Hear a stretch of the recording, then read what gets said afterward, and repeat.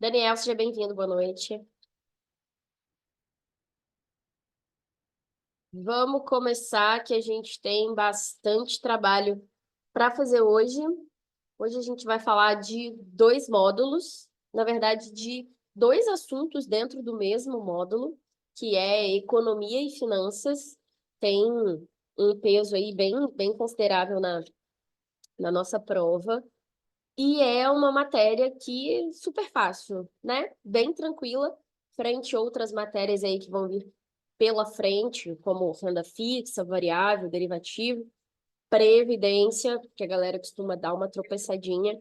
Então, é um tipo de questão que a gente precisa se garantir no início, que são mais fáceis, né? Quando a gente fala da parte ali de sistema financeiro nacional, e essa parte de economia é mais simples, para que a gente possa ter margem para poder errar nas questões que são realmente um pouco mais difíceis, tá? Vou compartilhar os slides com vocês, vou pedir para vocês irem conversando comigo, interagindo comigo. Em caso de dúvida, é só me interromper, questionar, a gente está aqui para isso.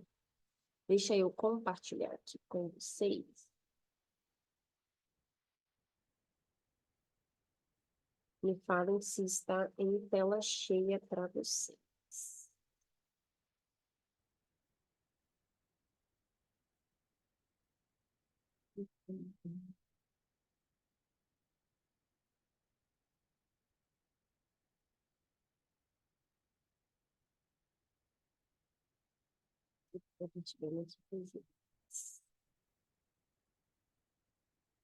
Provavelmente foi por esquema de tela cheia para vocês, né?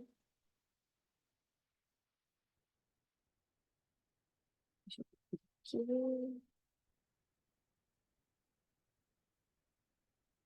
Show de bola. Nossa aula está sendo gravada. Conferi, porque outro dia eu dei uma aula e ela não estava sendo gravada. Então, muito legal. Muito bom. Vamos começar, então, falando um pouquinho de taxa Selic. Vamos falar de economia. Nesse primeiro momento, né? Que é mais tranquilo aí para a gente poder ir trabalhando. Então, iniciando falando aí de economia, vamos pegar hoje uma das nossas principais políticas monetárias, né? Quando a gente fala de taxa Selic. A gente vai tratar aí ao longo dos exercícios das quatro principais políticas monetárias, das quais o Banco Central lança mão para fazer valer a meta da inflação, né? Então, vamos seguindo aí. Primeira questão. Um aumento na meta da taxa Selic tende a fazer o quê? Então, às vezes, a gente precisa desmembrar a questão para entender exatamente o que ela está pedindo, né? Então, está trazendo para a gente que é um aumento na taxa de juros, na taxa básica de juros do nosso país, né? Lembrando que a Selic aí, ela é divulgada para nós a cada 45 dias via reunião do Copom, que são os 8 diretores, o presidente do Banco Central, mais os 8 diretores. Não sei se eu falei isso para vocês na primeira aula, muito provavelmente eu falei. Sigam o Instagram do Banco Central. Hoje, inclusive, eles fizeram um post mostrando quem são todos os diretores da instituição. Então, lá vai ter informações bastante importantes, bastante relevantes e muitas curiosidades sobre como funciona o Banco Central. Então, recomendo que vocês sigam lá a instituição nas redes sociais, tá?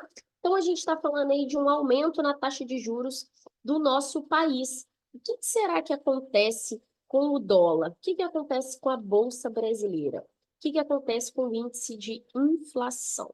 Será que diminui a cotação do dólar? Será que aumenta? Será que o meu PIB é elevado ou diminuído? Será que eu aumento o índice geral de preços do mercado e diminuo a inflação? O que acontece? Quando a gente tem aumentos de taxa de juros, quer dizer que as coisas estão ficando mais caras, o crédito está ficando mais caro, né? Nós observamos isso aí na passada da pandemia. Nós saímos aí de uma taxa de juros de aproximadamente 2%, chegamos aos estratosféricos 13,75. Hoje a gente está na taxa de 11,25, né? Inclusive, aí na próxima semana a gente deve ter reunião do Banco Central para ter divulgação da nova Selic. E, normalmente, quando a gente vê subidas de juros, nós vemos queda de dólar. Então, já tem aí a resposta. Diminuição da cotação do dólar, tá? Porque os juros estão mais altos. Naturalmente, o dólar vai diminuir. Mesma coisa acontece quando a gente vê volatilidade, variações do Ibov. São índices que são inversamente proporcionais. Se a gente fala de um Ibovespa alto, muito provavelmente a gente vai ter ali um índice de dólar menor. E a mesma coisa. Se eu estou vendo um Ibovespa sofrendo, provavelmente eu vou ter um dólar se valorizando, tá? Então aí, letra A, diminuir a cotação do dólar. Podem ir compartilhando comigo as respostas no chat, tá? O chat está abertinho aqui para mim. Vamos ver a segunda. Uma desvalorização do real frente ao dólar americano favorece a exportações em vista da queda do preço em dólar do produto exportável, exportações em vista da estabilização de preços dos bens importados, importação em vista da estabilização de preços dos bens importados, importação em vista do aumento do preço do dólar do produto exportado. Então, a primeira coisa que a gente está falando ali de desvalorização do real, ou seja, o dólar está mais caro. Então, pensa, se você está comprando alguma coisa em dólar, aí o pessoal que gosta, eu não sou fã, mas não julgo quem é, fãs da Apple. Eu não sou uma cliente da Apple, eu não gosto de iPhone.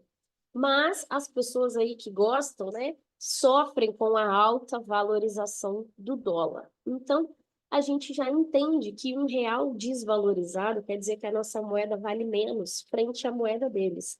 Então, se eu estou comprando, eu vou estar pagando um preço mais alto. Então, já sei que as importações não são favorecidas neste sentido.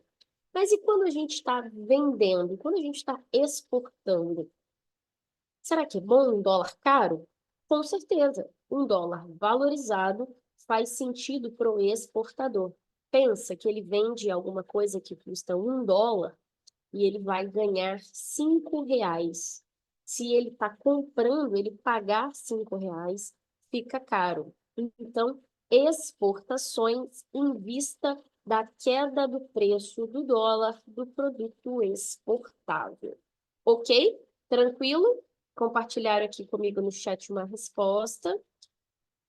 Jessiquinha compartilhou letra D e Edu letra A. Jessiquinha, letra D, tá? Porque a gente está falando de um dólar valorizado. E se o dólar está valorizado, quer dizer que o produto importado está caro. Então, isso não favorece a nossa economia. Show? Vamos lá. A taxa Selic over expressa o quê? Meta da taxa básica de juros da economia, meta da taxa de inflação estabelecida para o ano, média ponderada das operações interfinanceiras de um dia lastreadas em títulos públicos federais, média ponderada das operações interfinanceiras lastreadas em CDI. Primeira coisa, o que é Selic over, né? Nós temos aí duas Selics de mercado. A Selic meta, que é aquela que é divulgada pelo Copom, tá? Que vai procurar perseguir o centro da inflação, ok? Do IPCA, porque a taxa de juros faz isso, né? As políticas monetárias existem para que a gente consiga cumprir a meta de inflação determinada pelo Conselho Monetário Nacional, né? E nós temos a Selic Over, que é conhecida como taxa de juros oficial do mercado. Então, é ela que normalmente que é a oficialmente trabalhada por nós dentro das instituições financeiras. Quando a gente está falando da Selic, a gente tem um irmão dela ali muito parecido, que é o Selic, né? Que é a Câmara de liquidação e custódia, que é a clearinghouse.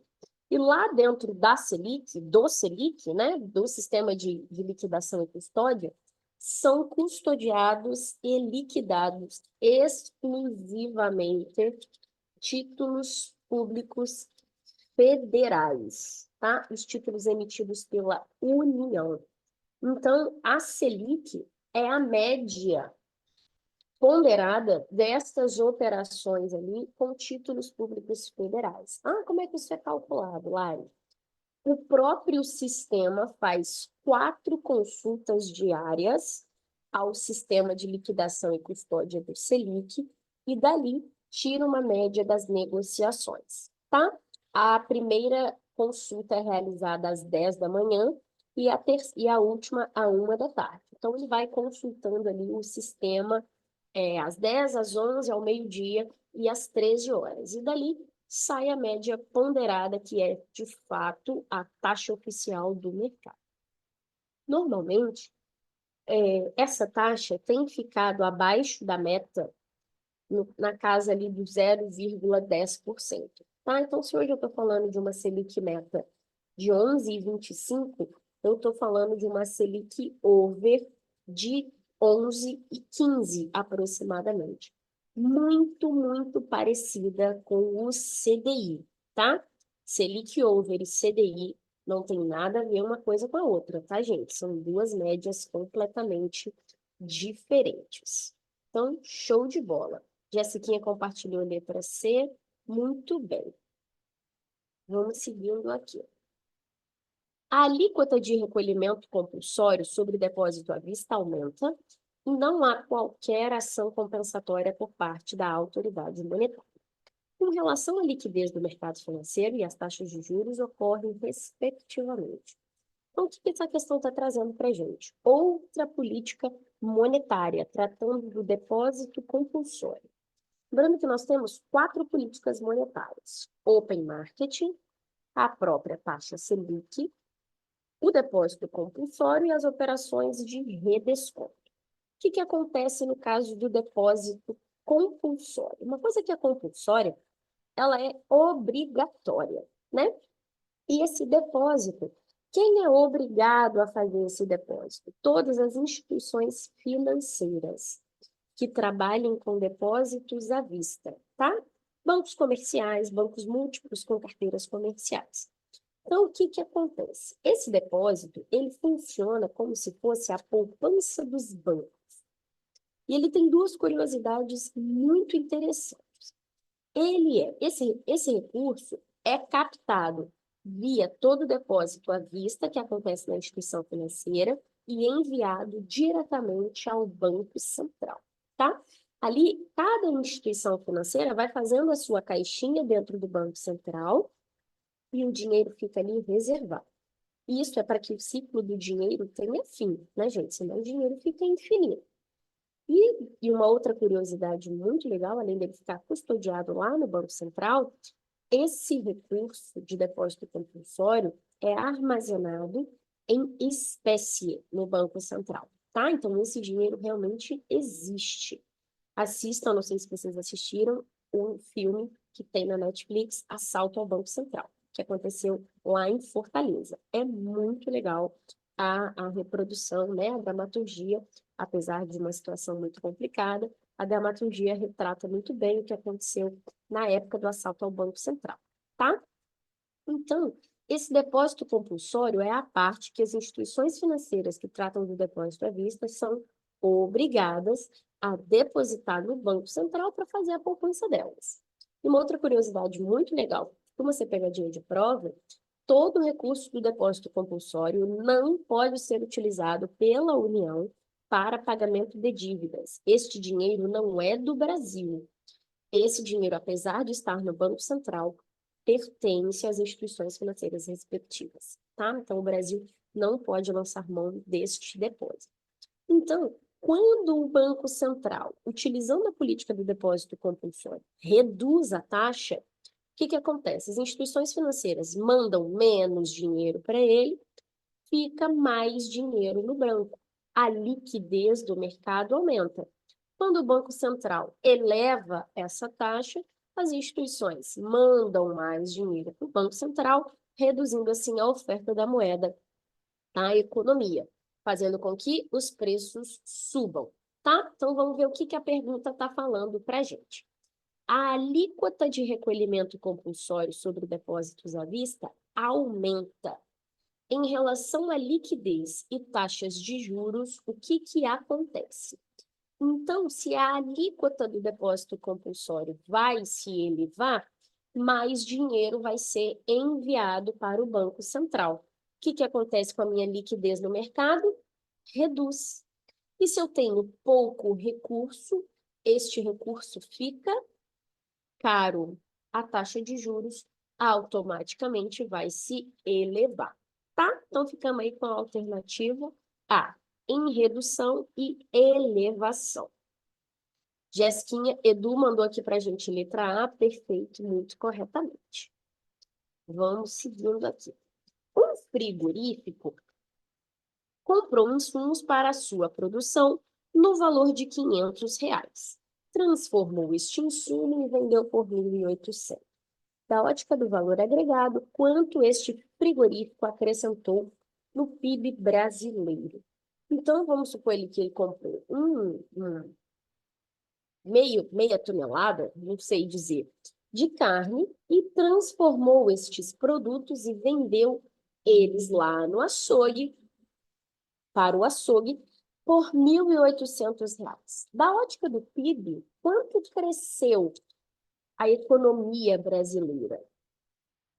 Muito bem, Jéssica e Edu compartilhando aqui com a gente a alternativa A. Ele agregou R$ 1.300 ao valor de 500.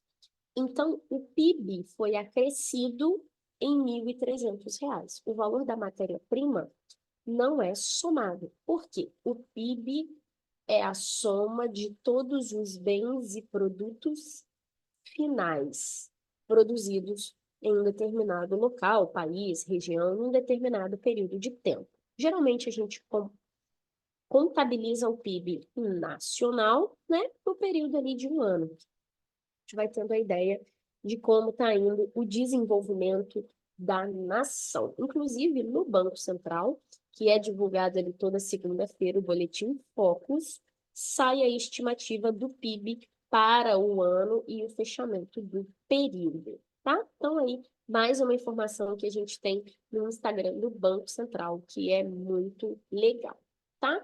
Então, ali, Alice, por que é 1.300 e não é 2.300? Por que não soma? O valor da matéria-prima, do insumo, não é somado. Por se tratar de produto final, é por quanto este valor, este bem que foi trabalhado e vendido, custou, menos o preço do custo da produção, tá? Então, aí, R$ 1.300. Muito bem. Vamos seguir. Qual é a taxa obtida a partir da média das operações interbancárias lastreadas com títulos públicos federais? Quem que sai aí para a gente? Taxa média, a partir de média de operação interbancária lastreada em título público. Falei de título público, lembrei de Selic. Lembrei de Selic, automaticamente lembrei do Selic. Muito bem, e lá acontece a Selic Over, que é, de fato, a taxa de juros oficialmente trabalhada no mercado. Ok? Show de bola. Vamos seguindo aí. Uma diminuição nos meios de pagamento poderá ocorrer quando o Banco Central do Brasil diminuir a taxa do redesconto, aumentar a compra de títulos públicos em operações de mercado aberto, aumentar a alíquota de depósito compulsório sobre depósitos à vista e emprestar dinheiro para os bancos comerciais. Então, eu estou dizendo quando que vai acontecer uma diminuição do MESI, que são os meios circulantes. Quando dessas opções aí vai acontecer essa redução? Será que quando o Banco Central diminui a taxa de redesconto, o meio de pagamento reduz? Não, o meio de pagamento se eleva, né? Porque vai sobrar mais dinheiro no caixa das instituições financeiras. Aumentar a compra de títulos públicos federais não é aumentar a compra, porque se o Banco Central aumenta a compra de título público, eu também reduzo os meios de pagamento, né? Aumentar a alíquota do depósito compulsório sobre depósitos à vista? Talvez seja essa, né? Por quê? O Banco Central está ali aumentando o custo para as instituições financeiras, né? Obrigando elas a enviar um valor maior para ele, automaticamente eu tenho uma redução de liquidez ali no mercado. Então, show de bola, muito bem, Edu, letra C. Para adotar uma política expansionista, o governo pode reduzir os seus gastos correntes e os impostos cobrados dos agentes econômicos, aumentar os gastos com investimentos e os impostos cobrados dos agentes econômicos, reduzir os seus gastos correntes e aumentar os impostos cobrados dos agentes econômicos, aumentar os seus gastos com investimentos e reduzir os impostos cobrados dos agentes econômicos. Então, quando eu estou falando de uma política expansionista, né, de uma política econômica expansionista, o que eu estou trazendo para o mercado? Que eu quero liquidez no mercado, eu quero que o país cresça, eu quero que o meu país se desenvolva. Então, o governo quer deixar dinheiro no bolso das pessoas. Como que ele vai fazer isso? Aumentando seus gastos com investimentos, porque ele vai deixar dinheiro no bolso das pessoas, né? E será que quando ele reduz os impostos ou quando ele aumenta os impostos? Quando ele reduz os impostos. Porque se eu envio menos dinheiro para o governo via banco, via imposto, sobra mais dinheiro no meu bolso para que eu possa consumir. E o consumo eleva, né, o desenvolvimento. Automaticamente, se eu tenho mais consumo, quer dizer que eu tenho inflação aumentando. E a inflação subindo, eu vou ter um pouquinho do aumento da taxa de juros e por aí vai, né? Eternamente. Selic e IPCA vão andar em harmonia, né? Uma vai andar ali para segurar a outra. É a taxa de juros que segura a inflação. Não é a inflação que segura a taxa de juros, tá? Por favor, não confundam. Edu, nesse caso, ele vai aumentar os gastos com investimentos, tá? Porque nesse sentido, ele coloca dinheiro na economia e reduz os impostos cobrados. Se a gente paga um imposto menor, sobra mais dinheiro no nosso bolso, ok? Vamos lá, próximo. Em uma nota divulgada ao mercado, o Banco Central demonstrou preocupação com o aquecimento do nível da atividade econômica e o atual excesso de liquidez. De acordo com a nota, poderiam ser adotadas medidas para reduzir a oferta de crédito. Neste caso, uma das medidas possíveis de ser adotada pelo Bacen é a D. Então, o Banco Central quer tirar a liquidez do mercado. Está preocupado. O mercado está muito aquecido e está sobrando muito dinheiro ali. O Banco Central quer dar uma reduzida nessa oferta. O que a gente faz? Eu aumento a emissão de papel moeda? O Banco Central quer colocar mais dinheiro no mercado? Não. Reduzo a taxa do redesconto para empréstimo? Se eu reduzir a taxa do redesconto, o banco paga menos juros. Se o banco paga menos juros, sobra mais dinheiro no banco, deixo liquidez. Não é isso que o Banco Central quer. Letra C, aumento o depósito compulsório sobre depósitos à vista e a prazo. Se o Banco Central aumenta o depósito compulsório, quer dizer que mais dinheiro é enviado para lá menos dinheiro fica no mercado. Talvez seja a nossa alternativa. Vamos ver. Recomprar títulos públicos em operações de open market. Se o Banco Central recompra o título, ele dá dinheiro para a instituição e leva o papel embora. É exatamente o contrário que ele quer. Então, o Banco Central precisaria vender títulos públicos às instituições, aos dealers, né? Então, a alternativa C, aumenta o recolhimento de depósito compulsório à vista e a prazo. Perfeito? Letra C, a alternativa correta.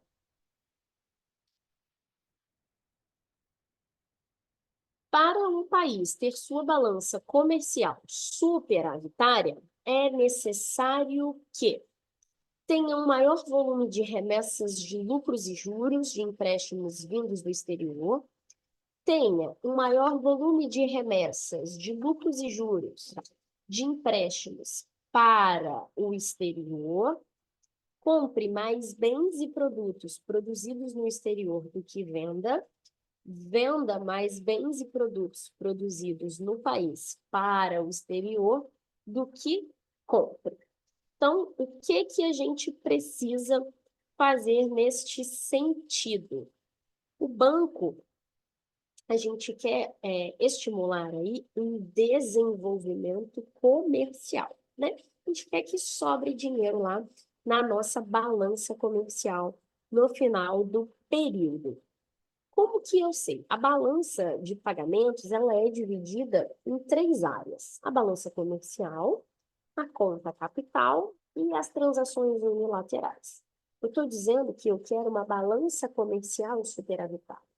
No sentido da balança comercial, é ali que acontecem as transações como um todo, tá? É como se ela funcionasse como a nossa conta corrente.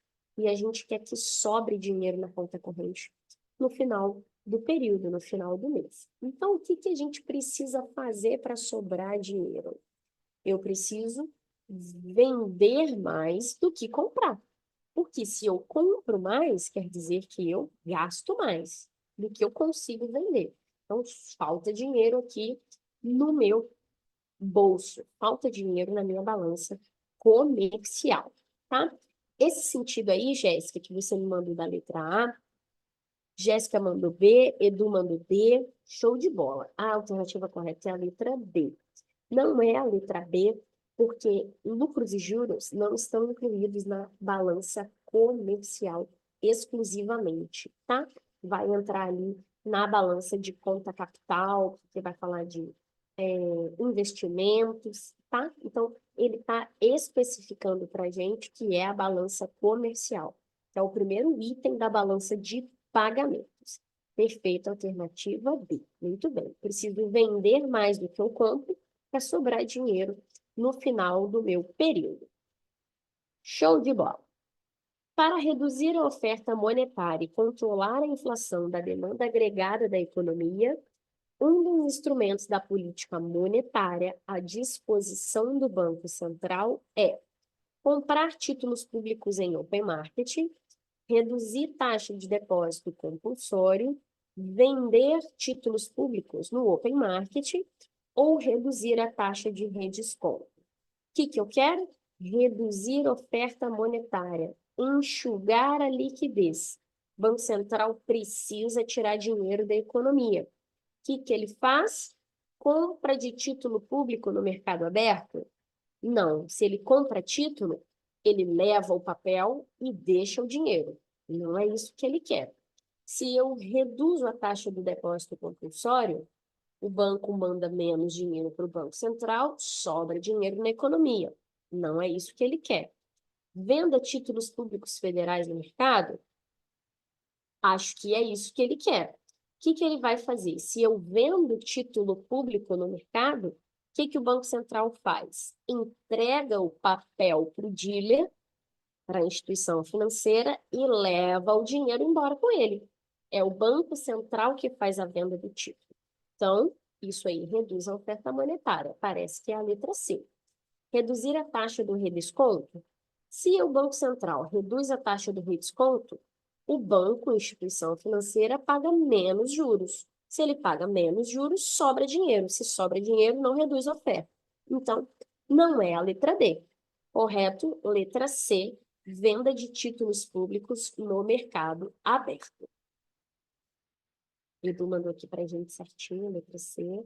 Muito bem. Jéssica mandou letra B. Letrinha C, Jéssica. Acontece aqui que é o lugar de errar. Fica tranquilo.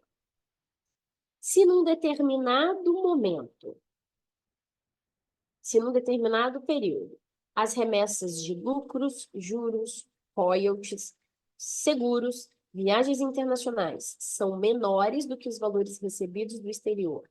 Nesta mesma categoria, o país terá superávit na balança de serviços, superávit na balança comercial, déficit na balança de serviços ou déficit na balança comercial. O que ele está dizendo para a gente? Que se num determinado momento, né, os valores são menores do que o que eu recebi do exterior, quer dizer que sobrou. Sobrou. Se eu recebi um valor menor do que o que eu recebi do exterior, quer dizer que sobra nessa mesma categoria para mim. Ok? Tudo isso, lucro, juro, royalties, seguro, viagem, está atrelado à nossa balança de serviços, que é o que a gente, de fato, ali consome, ok? Então, se nesse determinado período, as remessas que eu tenho, né, de lucros, são menores do que os valores recebidos do exterior nessas mesmas categorias, quer dizer que o meu país tem superávit na balança de serviços. Perfeito, Edu. Superávit na balança de serviços. Ok? Meu país está desenvolvendo. Ok? Show? Perfeito, letra A, muito bem. Um país em recessão, verifica-se o quê? Se eu estou falando que o meu país está em recessão, quer dizer que o meu país não cresce. A economia do meu país está estagnada, parada, tá? Hoje nós não vivemos um período de recessão, tá, gente? Já vivemos, mas atualmente não vivemos. Hoje, inclusive, nós temos um cenário de inflação controlada e redução de taxa de juros aí à medida que é possível reduzir, né? O Banco Central, mesmo tendo muita autonomia, e ele não pode, nem o Banco Central, nem a Presidência da República, dar o que a gente chama aí no mercado de canetada e baixar a taxa de juros de uma vez só. A gente já está observando uma redução de juros, a gente já está vendo uma inflação mais controlada, mas por que que o Banco Central não pode jogar simplesmente a taxa de juros lá embaixo, já que eu estou vendo um IPCA controlado? Porque o Brasil não é uma bolha, né, gente? A gente não vive sozinho no meio dos outros. Então, nós temos que levar em consideração tudo o que acontece fora das nossas fronteiras. E também a gente, quando reduz muito a taxa de juros, eu automaticamente elevo o consumo. Se o consumo vai subir, quer dizer que a taxa de juros, a taxa de inflação, melhor dizendo, também vai voltar a subir. Se a inflação sobe, eu preciso subir os juros de novo para dar uma segurada na inflação. Então, tudo vai sendo feito ali de uma forma mais controlada e 100% autônoma, tá? O Banco Central tem autonomia para tratar dos assuntos sem nenhum tipo de influência, ok? Então, se eu estou falando de um país em recessão, de um país que não cresce, estou falando de um país que não produz bens e produtos finais. Então, eu estou falando de uma redução do PIB. Alternativa correta, letra D. Perfeito. Próxima. Inflação. O que é inflação, né? Que a gente tanto escuta falar aí, tanto que a gente sente no nosso bolso, né, gente?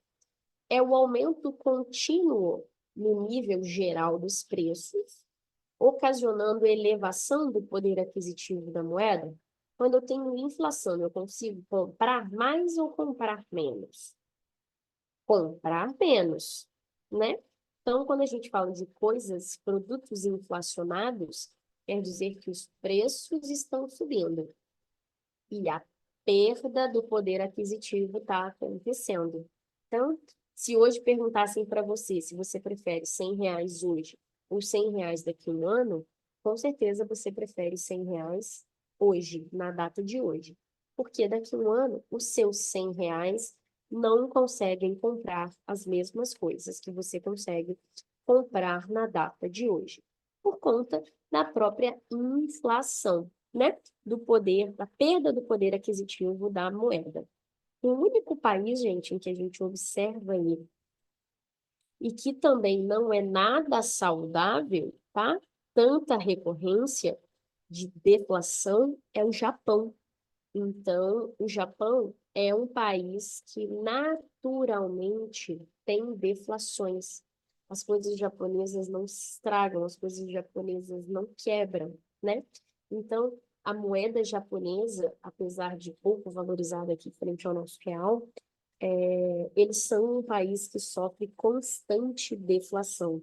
E isso é muito ruim para a economia, tá? Não sei se vocês conhecem, já deram uma lida, uma curiosidade de como funcionam, de como funciona a economia japonesa. Recomendo que é uma leitura muito legal de como as coisas lá. Hoje você compra um Kinder Ovo e amanhã você compra um Kinder Ovo e meio. Então lá as coisas são um pouco diferentes, tá? Então se lembre que inflação é perda de poder aquisitivo da moeda, tá? Aumento contínuo dos preços. Beleza? Alternativa correta, letra B. B de bora fazendo. O PIB, o PIB, né, que é o Produto Interno Bruto de uma economia, representa, em valores monetários e para determinado período, a soma de todos os bens e serviços intermediários ou finais. Finais, sempre finais. Ao preço do custo ou ao preço do mercado. O PIB, gente, sempre é agregado a valor de mercado. Lembra da primeira questão que a gente fez do frigorífico? Que ele comprou uma matéria-prima, um insumo por 500, produziu, trabalhou aquela matéria-prima e vendeu ela, finalmente, por 1.800. Então, o PIB é sempre atrelado a valor final do produto no mercado. É isso que agrega na nossa economia, tá? Alternativa correta, letra D. Produtos finais ao valor de mercado. Ok? Vamos seguindo. Tranquilo essa parte de economia, né? É um dos capítulos que eu mais gosto, gente. O índice de preços utilizado pelo Conselho Monetário Nacional para o acompanhamento das metas de inflação é o IPCA, que é Índice Geral de Preços ao Consumidor Amplo, o IGPM, Índice Geral de Preços do Mercado, o IPA, que é o Índice de Preços do Atacado, ou o IPC-FIP. IPA e IPC compõem o índice IGPM, né? Ainda acrescido do INCC. Perfeito. Estou falando de inflação, estou falando de IPCA. Perfeito. Índice de Preços do Consumidor Amplo. Índice aí calculado pelo IBGE, né? Com as famílias das capitais, das principais capitais do Brasil, são 15 no todo, tá? E que ganham entre 1 e 40 salários mínimos, sejam eles de forma formal ou informal. É por aí que é calculado o IPCA, tá? É o índice do varejo. Perfeito, letra A, muito bem. Próximo. Na última reunião do Copom, houve redução da taxa Selic de 6,5% para 5,5%. Neste caso, podemos afirmar que há um abandono dos sistemas de metas de inflação. 2. Há uma flexibilização da política monetária? 3. A inflação medida pelo IPCA está sob controle? 4. A inflação medida pelo IGPM está sob controle. Quando eu estou falando de Selic, o que eu estou falando? Ele está trazendo aí para a gente que a Selic foi reduzida. Posso falar que está abandonado o sistema de meta de inflação? Claro que não, né? Já que a Selic está se reduzindo. Então, eu já sei que a número 1 está eliminada. Há uma flexibilização na política monetária? Sim. A inflação medida pelo IPCA está sob controle? Perfeito, a gente acabou de falar isso, né? Se a gente está vendo uma redução da taxa Selic, quer dizer que eu tenho um índice inflacionário sob controle. A inflação medida pelo IGPM está sob controle? Não tem nada a ver, né?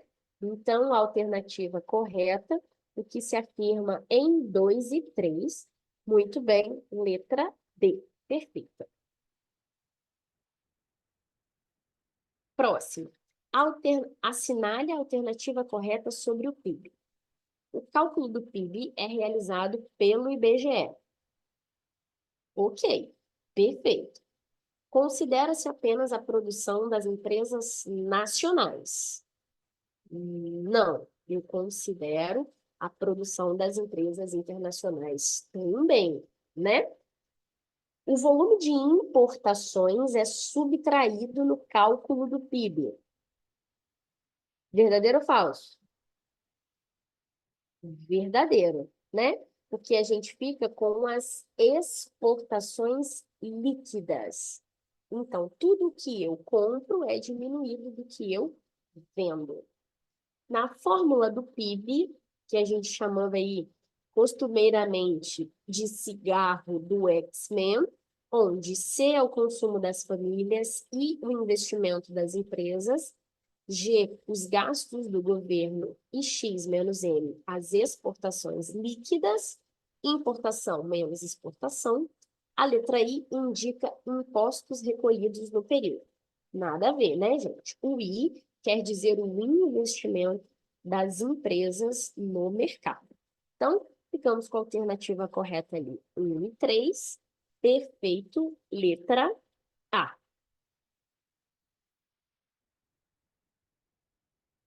Em um determinado ano, o saldo de pagamentos de um país foi positivo.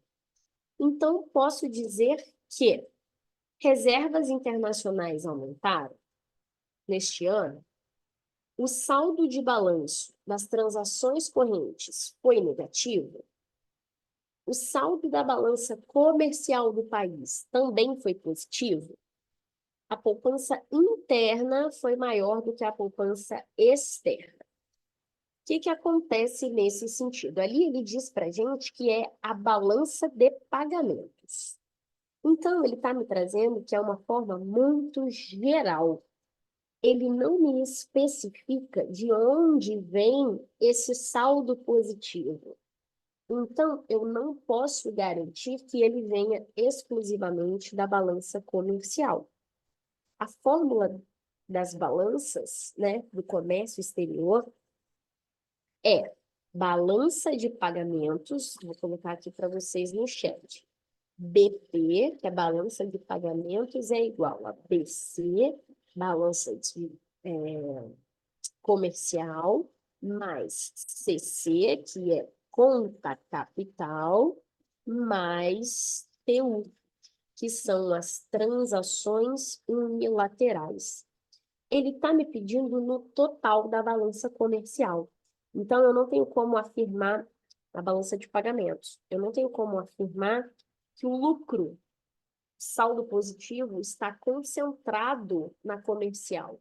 Ele não me deu as outras informações. Então, a única possibilidade que eu tenho de dizer é que as reservas internacionais aumentaram neste ano. Eu consegui crescer o meu patrimônio, guardar dinheiro na minha economia. Então, alternativa correta, letra A. Perfeito. É responsabilidade do Copom determinar as alíquotas. Jéssiquinha, alternativa correta, letra A. As reservas internacionais aumentaram neste ano, tá? Letra A.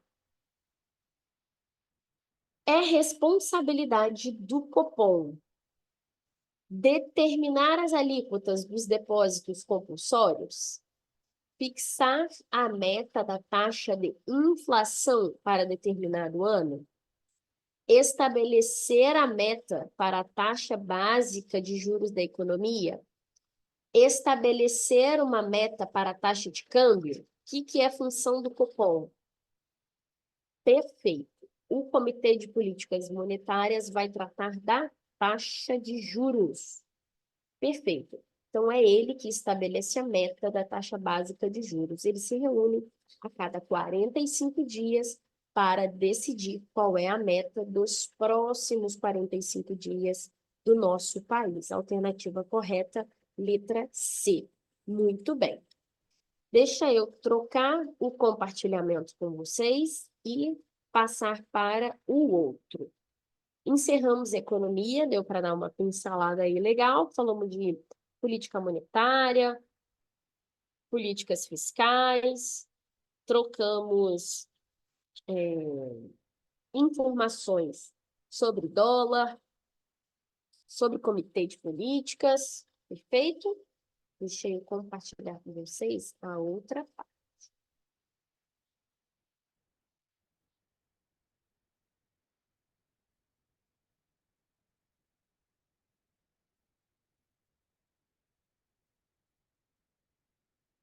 Para que a gente possa...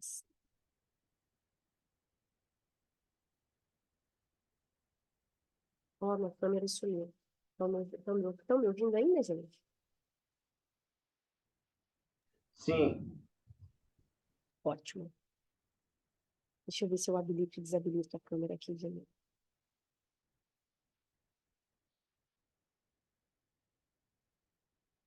Vamos seguir. Vamos falar de economia, finanças. É uma parte que eu gosto muito também. Finanças. Opa, voltou? Voltou. Agora voltou. Vamos seguir para a nossa próxima parte. Deixa eu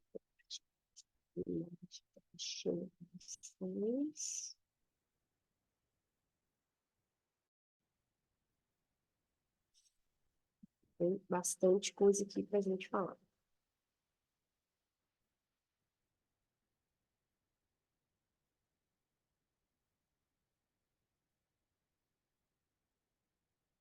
Belezura. Vamos lá. Dadas uma taxa nominal e uma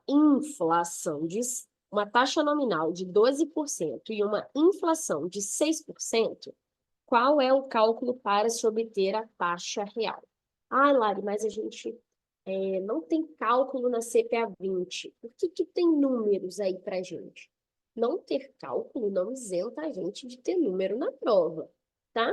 Mas a gente precisa saber como calcular. A gente não precisa ter o resultado, mas como que a gente chega no cálculo, isso é obrigatório da gente saber, tá? E sempre que a gente precisa descobrir uma taxa, aí nesse caso a taxa real, como é feito esse cálculo? Eu vou dividir a taxa nominal pela inflação e vou diminuir 1. É sempre assim. Taxa nominal dividido por inflação. Menos 1. A partir dessa data, desse resultado, que sai em números decimais, o que a gente faz? Multiplica por 100. Porque a gente precisa em por ou percentagens. Ok? Então, o cálculo vai ficar como? 1 sobre 12 1,12 dividido por 1,06. Ok? Menos 1. Deixa eu colocar entre parênteses aqui, né? Que a gente tem uma operação que se separa da outra. E depois nós vamos multiplicar por 100 para chegar no percentual que a gente precisa. Ok? Tranquilo de entender?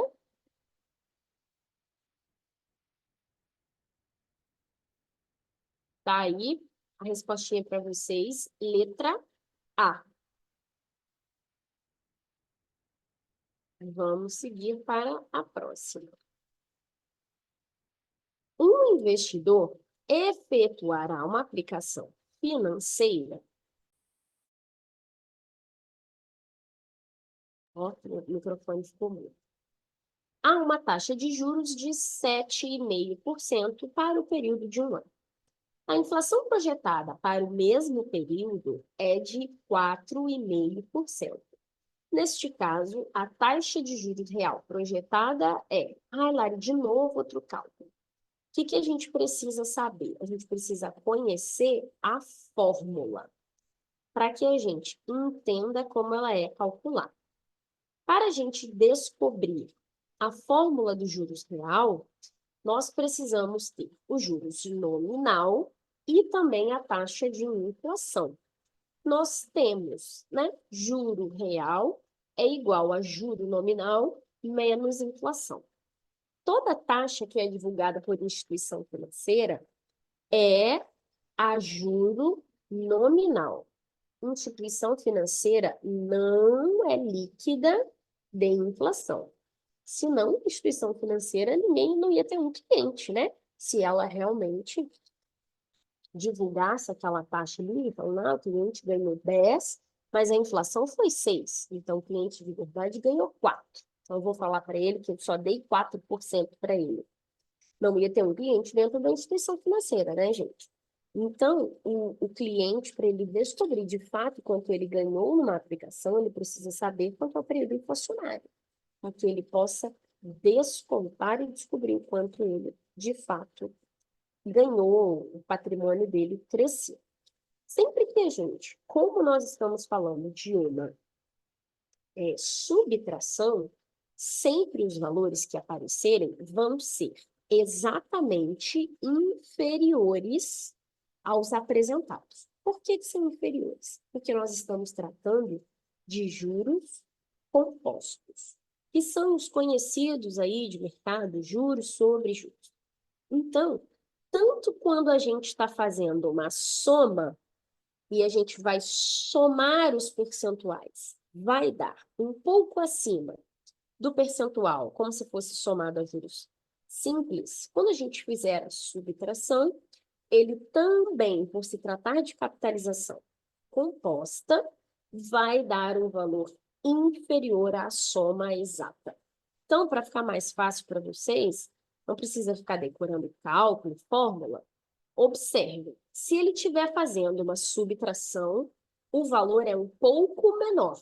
Aí vocês somam o valor perfeito e reduzem um pouquinho. Se eu estiver falando de uma soma, eu vou entender que aquele valor é superior, levemente superior à soma real, porque é capitalização composta, tá? Então, o que ele está trazendo aí para a gente? Que esse nosso investidor teve juros nominal de 7,5 e inflação de 4,5. Então, se juro real é juro nominal, deixa eu compartilhar com vocês aqui a fórmula, ó. JR é igual a JN menos inflação, ele está falando ali para mim que juro real é 7,5 menos 4,5. Então, eu tenho ali aproximadamente 3.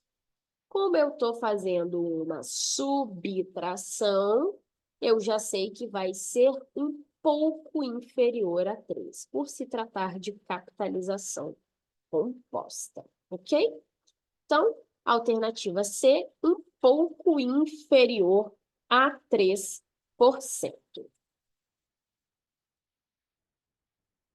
Vamos seguindo aqui. Taxa de juros real. Compartilhei com vocês aí no chat a fórmula. A taxa de juro real é a taxa que efetivamente é ganha pelo investidor? Não, que ele ganha efetivamente é a nominal, né? Taxa nominal descontada da variação da inflação? Parece que sim. Taxa nominal mais a variação da inflação? Não, né? Que ele desconta a variação. Taxa de juros líquida de imposto? Também não. Perfeito, letra B. Taxa nominal descontada da inflação. Legal. Próximo. Isso aqui, gente, é muito legal essa questão, que a prova gosta de trazer alguns sinônimos para vocês, tá? Taxa proporcional se refere a qual tipo de capitalização na matemática financeira? Taxa proporcional ou juro proporcional é a mesma coisa que juros simples, que capitalização simples, que capitalização por fora, desconto por fora, tá? Vocês podem ver estes sinônimos na prova também. Taxa proporcional é juros simples, alternativa B. E a próxima, cadê a... Aqui, taxa equivalente é capitalização composta. Desconto por dentro. Desconto bancário, tá? Então, isso é taxa de capitalização composta. Vocês podem ver estes sinônimos aí na prova de vocês. Taxa equivalente é taxa composta. Taxa proporcional é taxa simples. Juros simples. Alternativa D. Vamos ver essa outra aqui. O investidor efetuou uma aplicação financeira que rendeu 8%. A taxa de deflação foi de 2% no período. Qual foi o rendimento real desse cliente? Quanto que esse cliente ganhou efetivamente? Então, vamos lá mais uma vez. Juro real é juro nominal menos inflação. JR é igual a JN menos inflação. O que é que o meu cliente ganhou? Juro real foi igual a 8. Só que ali ele fala de um período de deflação. Então, os preços não aumentaram, os preços caíram. Então, eu tenho um menos, abro parêntese, menos 2. Se eu me lembro bem lá da escola, sinal igual vira mais. Então, é 8 mais 2, que vira juro real igual a 10%. Eu posso falar que é exatamente 10? Não, porque eu estou falando de capitalização composta. Então, ela é um pouco superior a 10, porque aqui no centro do exercício eu tenho um sinal de mais, ok? Então, aí, um pouco superior a 10. Parabéns, Edu, compartilhou aí com a gente, alternativa C. Muito bem. Próxima. Se o rendimento real de uma aplicação financeira for de 10 e a taxa de inflação do mesmo período for de 5, qual é o rendimento nominal da ordem, né? Então, aí é bom a gente ficar atento, porque ele está falando o inverso do que a gente está acostumado a fazer, né? Ele está entregando para a gente o juro real. e perguntando qual é o nominal, visto que ele também deu a inflação. Então, nesse caso, a gente fica com 10 igual a JN menos 5. Concordam? Não dá para substituir, não dá para diminuir o número de letra. Então, eu preciso trocar os sinais de lugar, as posições. Sempre que eu troco uma posição de lugar, o sinal dela se inverte. Então, eu vou passar a letra para fora e o sinal para dentro. Ok? Tranquilo? Vou deixar a letra onde ela já está e vou passar o menos 5 somando, ok? Então, eu vou ficar com JN igual a 10 mais 5, porque eu troquei os sinais de lugar, beleza? Eu já tinha 10, somei 5 e inverti, né? Mantive o sinal do JN, que já era positivo, então fiquei com JN igual a 15%. Os juros nominais eram 15%, ok? Não era 10, não é 5, Edu, porque tem que prestar atenção onde entra o 10. O 10 já era juro real, tá? Ele perguntou para a gente quanto foi o nominal, descontando a inflação. Ok? Então, a alternativa correta é a letra A. A diferença entre o regime de capitalização simples e o regime de capitalização composta é que no primeiro, o que é o primeiro? O regime de capitalização simples. O que acontece sobre ele? Os juros incidem sobre o capital inicial? Os juros incidem sobre o capital corrigido? Não são utilizadas taxas reais de juros? São utilizadas taxas reais de juros? Claro que são utilizadas taxas, né, gente? Mas no regime de capitalização simples, não é Capital inicial. somente sobre o capital inicial. Parabéns, Jéssica. Letra A. É somente sobre o inicial. No caso da capitalização simples, não existe juros sobre juros. Então, não tem capital corrigido, tá? Não tem juros incidindo sobre o rendimento do mês anterior, que é a bola de neve aí que faz o investimento crescer, ok? Perfeito, letra A. Mais um. Uma aplicação financeira obteve rendimento nominal de 15,12% ao ano, em que a inflação foi 10. Assim, podemos concluir que a taxa real dessa aplicação foi de quanto? Opa, ele está me perguntando quanto foi juro real. Então, juro real é igual a juro nominal menos inflação. Ok? Quanto que é o juro real? É o que eu estou procurando. Quanto foi o nominal? 15,02. Quanto é a inflação? 10%. Então, juro real é o que eu estou procurando. Vou ficar com aproximadamente ali 5,02%. É exatamente 5,2? Não. Por que que não é exatamente 5,2? Que é capitalização composta. Como eu estou fazendo uma subtração, eu já sei que é inferior a 5,2%. Ok? Dá para entender essa parte, gente? Da diferença dos sinais, quando eu estou fazendo uma soma, quando eu estou fazendo uma subtração. Tranquilo? Então, bora que vamos. Na capitalização de juros simples, os juros são pagos durante o período de capitalização, os juros são pagos no vencimento, que é fixo. A capitalização de juros ocorre sobre o capital inicial, os juros são incorporados durante a capitalização. O que acontece nesse sentido?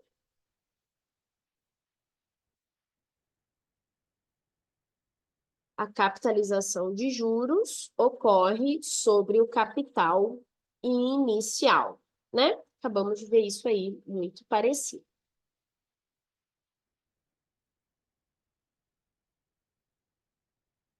A taxa equivalente, ou seja, a capitalização composta de 12 meses da taxa de 1% ao mês, na capitalização composta é obtida pela fórmula. O que eu vou fazer? Sempre que a gente estiver tratando de juros compostos, nós temos um número elevado ao número de períodos da capitalização composta. Então, já é uma super dica para vocês. Falou de capitalização composta, procurem pelos números que estão na forma de potência, tá? Que é aquele que fica lá em cima, na colinha do outro número. Ele está me falando de 12 meses, né? A taxa de 1% ao mês. Então, eu estou falando aí de 1,01, que é a soma, elevado a 12, diminuído de 1, que vai sair para mim em taxa decimal, números decimais, multiplicado por 100. Primeiro eu reduzo 1, depois eu multiplico por 100, e não o contrário, tá?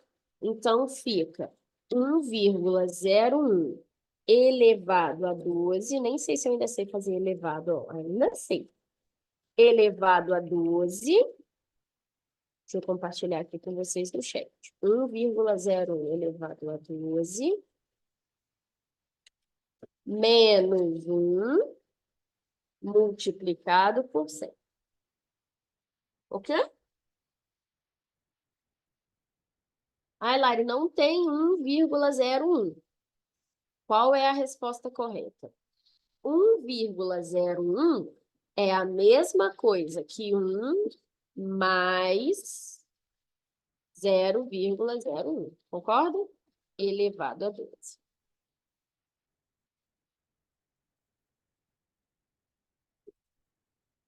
Bonitinho para vocês.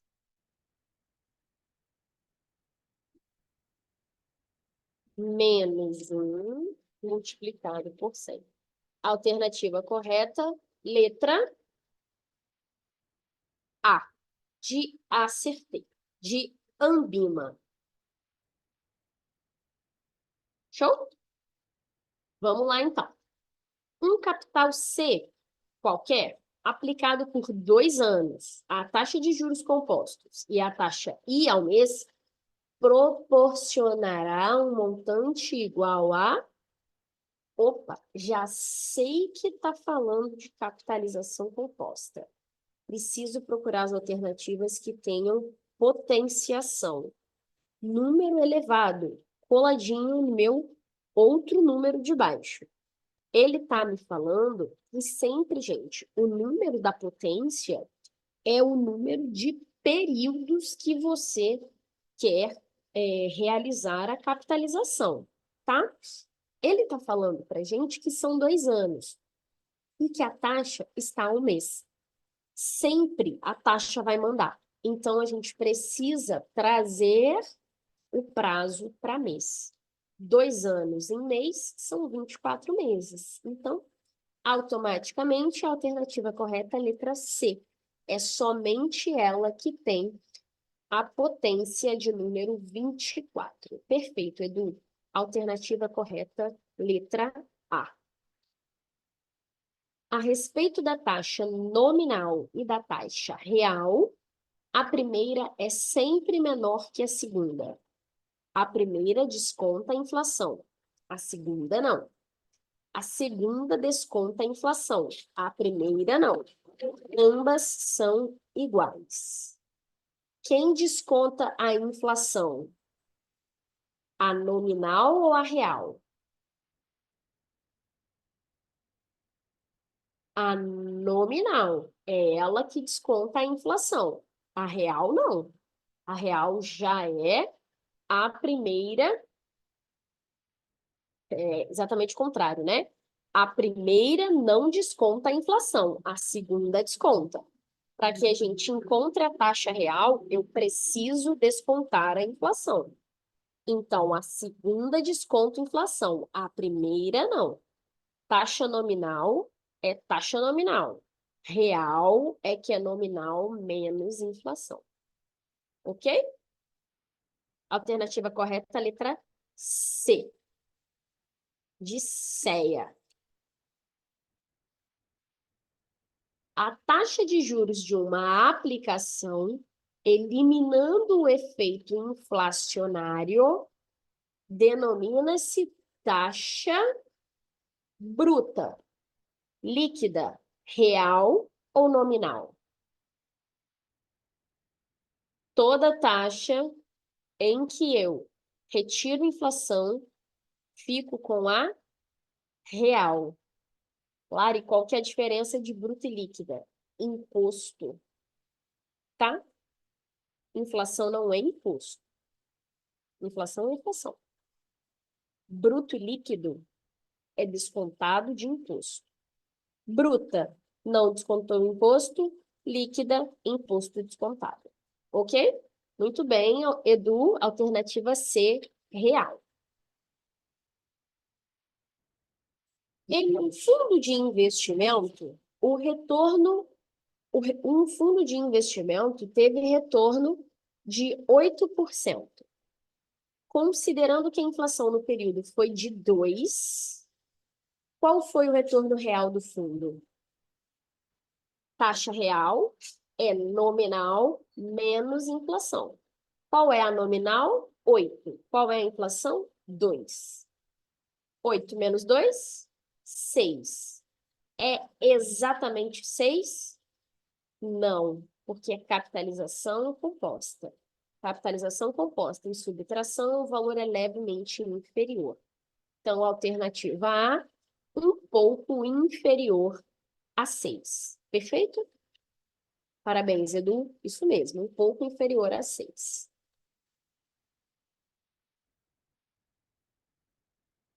Considere dois títulos com os mesmos prazos de vencimento e taxa de remuneração, diferindo apenas quanto ao regime de capitalização da taxa de remuneração.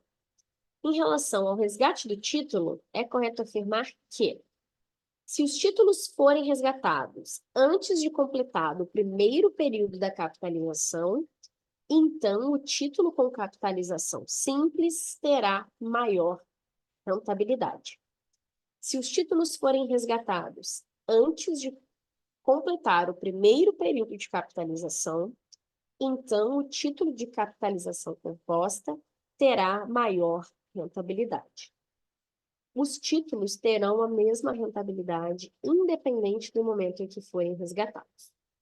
Se os títulos forem resgatados depois de completar o primeiro período de capitalização, então o título de capitalização simples terá maior rentabilidade. É exatamente o contrário, né, gente?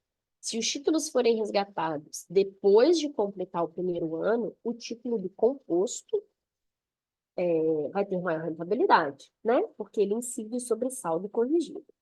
E o simples incide somente sobre o capital inicial. Mas se eles são resgatados antes de completar o primeiro período, o título simples tem maior rentabilidade do que o título composto, porque ele ainda não teve a oportunidade de gerar juros sobre juros. Perfeito? Então, a alternativa correta, letra A, de A, acertei. Se os títulos forem resgatados antes de completado o primeiro período de capitalização, então o título de capitalização simples terá maior rentabilidade. Alternativa A. Perfeito. No cálculo de juros, se considerarmos uma taxa anual de 10%, a taxa mensal proporcional será de 10% dividido por 12? Talvez. A taxa mensal proporcional será de 10% elevado a 1 sobre 12? Não, né? A taxa mensal proporcional será exatamente igual à taxa mensal equivalente? Claro que não, né, gente? Claro que não. A taxa mensal proporcional será de 1%? Também não, né? 10 dividido por 12 jamais vai dar 1, é 0,8, ok? Então, a taxa mensal proporcional será de 10% dividida por 12, que é o ano, se eu considero 10% de juros anual. De bola. A taxa real no Brasil é dada pelo CDI no período analisado? É a taxa de juros descontada da variação cambial? É conhecida antes da operação financeira ter vencido? É a taxa de juros descontada da inflação. As perguntas são muito parecidas, né, gente? Mas é para vocês entenderem como que isso é aplicado na prova. Ele traz para a gente diversas formas de dizer a mesma coisa. Então, é muito importante que a gente saiba o que vai aparecer, como pode aparecer, para que vocês estejam sempre preparados, tá? Letra D, perfeito, Edu. É a taxa de juros descontada da inflação. Ok. Vamos seguindo. Eu acho que era a nossa última.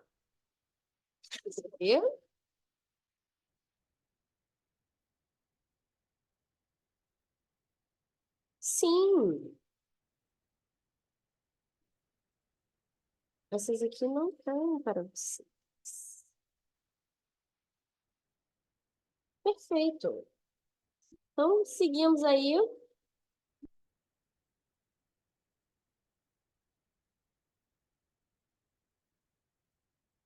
Perfeito! Show de bola. Deu para dar uma entendida melhor em finanças e economia? Alguma dúvida? Esse outro material já faz parte da aula do CEA. Cálculo de VAC, valor presente. Dúvidas, algo mais?